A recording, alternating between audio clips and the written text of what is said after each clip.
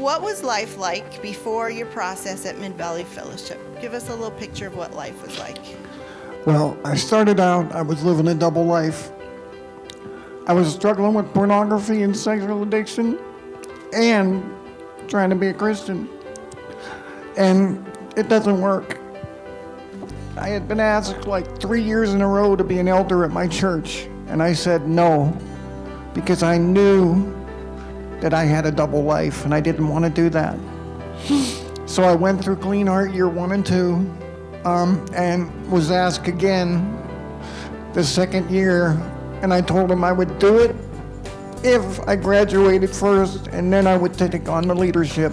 So I'm just so thankful for the program. I want to ask Cindy to answer this question. Looking back, how was your husband's addiction impacting you and impacting your marriage? Well, in the early days of our marriage, I didn't realize quite the extent of the problem. I thought he just looked at pornography once in a while. And I didn't feel like it was right, but I felt like he didn't think that there was a problem with it. And then as the years went by, then, I started to see that it was more than just occasional pornography, and he did admit that he had an addiction to it, and we also realized that there was sexual addiction there as well. But even early on, I really felt devalued knowing that he looked at pornography.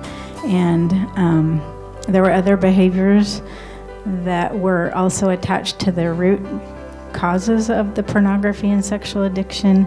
And so those things just kept me in a state of anger.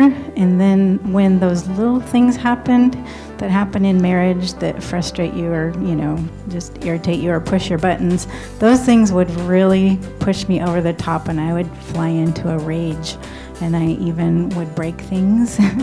We had several like holes in walls and broken doors. One night I think I broke 3 doors that we had to replace. And so it had a huge impact. I had a lot of anger and rage.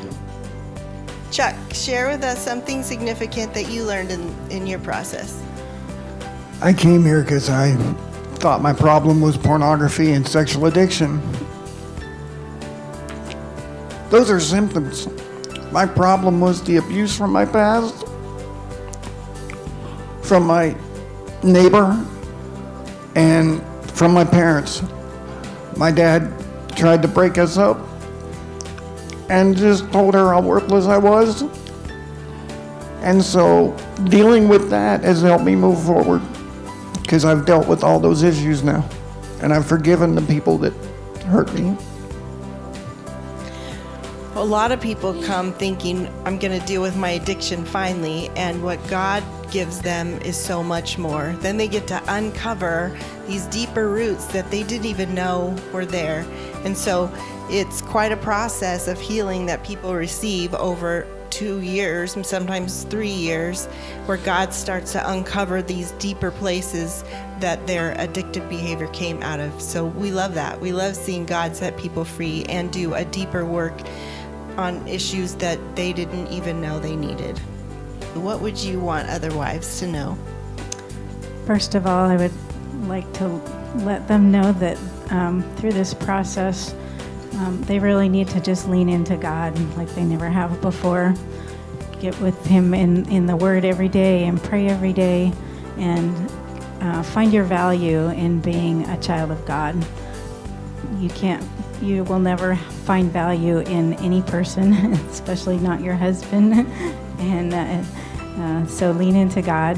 And then also just know that you cannot fix your husband. You cannot love him enough for him to heal. That needs to come from God. And also, as was already said, you're not alone. So don't suffer in silence.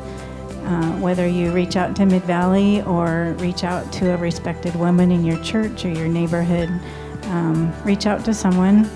And it shouldn't be someone who's just going to join your pity party or listen to you verbally bash your husband, but someone who will really walk alongside you through your healing and pray for you, pray for your husband, And you be sure to pray for your husband too, because what he needs is heart transformation that can only come from the Holy Spirit.